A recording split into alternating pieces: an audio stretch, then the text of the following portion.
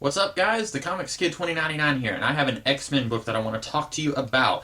X-Men Bizarre Love Triangle. This collects issues 171 through 174 of Adjectiveless X-Men, and it is the second volume of Peter Milligan's run on X-Men. And I mentioned last week that Peter Milligan, one of his big flaws on his run, really the big thing for me that kept me from really liking this run, was that he puts way too much focus on the interpersonal conflicts and relationships. And that has never been more true than it is in this volume. This is only his second arc on the X-Men, and already we have a story that is completely 100% about Gambit and Rogue's inability to touch each other. That's the crux of this story. There is no A-plot. This is just B-plot material that is taking 4 issues to unfold. And I mentioned last week that that was something that he did quite a bit of, where he would take the stuff that should be staying in the B-plot area and he would put it at the A-plot, and then the supervillains and the superhero stuff, that would kind of be forced into the B-plot area where it should be in the A-plot area.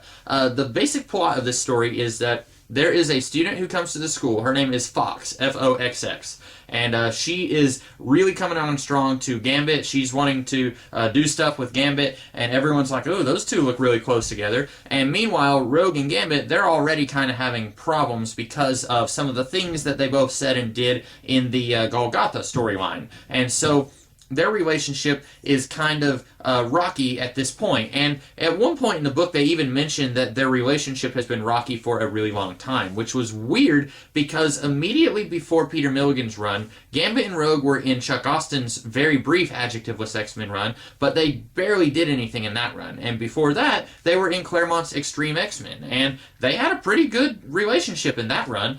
So it's really weird that here Milligan is pretending like they've had a really rocky relationship for a really long time. And yes, it's true, right now Rogue isn't able to touch anyone, but for most of the Extreme X-Men run, she didn't have her powers. So that's not like it's been true ever since these two started dating. So that was a little weird. But basically, the whole point of this book is that Fox is actually Mystique. And the only reason that she came to the school is to try and drive a wedge in between Gambit and Rogue's relationship. That's it. That's the plot of the book. Like I said, relationship stuff, that should always stay at the B-plot level. Maybe once every 12 issues you could do one issue that's about two characters talking to each other. Like, let's say you've done 3 or 4 storylines where Spider-Man is fighting all these villains. He fights Dr. Octopus, then he fights the Lizard, then he fights the Hobgoblin. Then you can do one issue where he talks to Gwen Stacy or Mary Jane about where is this relationship going. You can do that once or twice every 12-ish issues, but to have an entire 4-issue storyline devoted to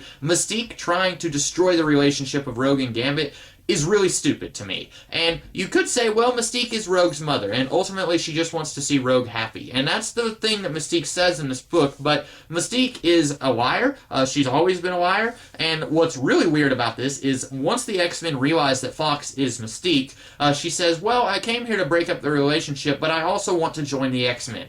And then the stupidest thing in this book so far, the X-Men actually vote on whether or not Mystique should be given membership. And on the one hand, the book mentions several other villains who have had membership in the X-Men before. Juggernaut, Emma Frost, Rogue, and Magneto. They've all been X-Men before. The difference is, with the exception of Emma Frost, none of those villains were ever so bloodthirsty and evil as Mystique. It wasn't too long ago at this point in X-Men continuity that Mystique murdered Moira McTaggart and also tried to murder Banshee.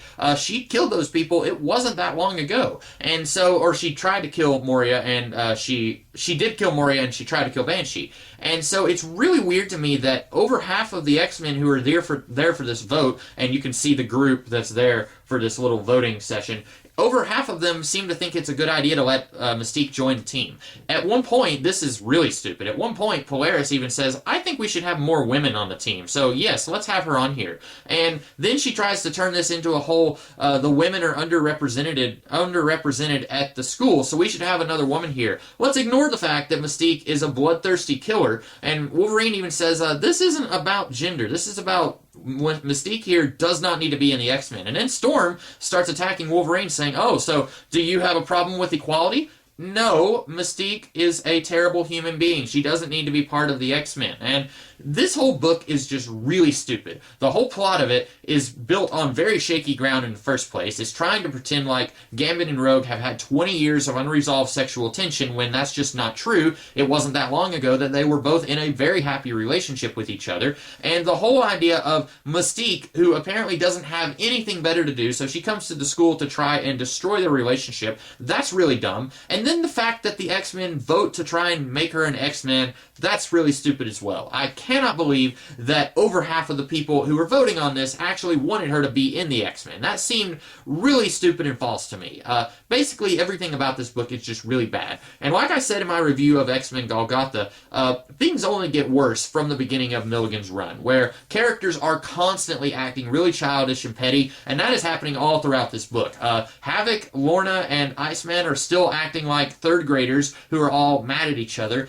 Gambit and Rogue are acting really petty here. Emma Frost is still acting very petty. She seems to think that it's a good idea to put Fox in Gambit's group, and Alex says, that's probably going to put a strain on things around here. And Emma's like, oh well, we'll do it anyway because I think it's a good idea. And I had forgotten, when I had read these books before, I had forgotten just how much of an idiot Emma Frost is, because this is now 2 times where Alex has said, that's not a good idea, and Emma basically ignores him, and then it turns out Alex is right. The first time was bringing Golgotha to the school, and then that causes lots of problems for the X-Men, and then the second time is putting Fox in one of the groups, and Alex says, maybe that's not such a great idea, and she says, maybe I'll just ignore you. I can't wait for the moment when Emma says, let's give all of these students loaded guns, and let's see if they shoot each other, and then Alex says, maybe we shouldn't do that, and then Emma does it anyway, because Emma Frost is an idiot. I'm a little bit sarcastic here, because this book is just really terrible, but that's about all I have to say about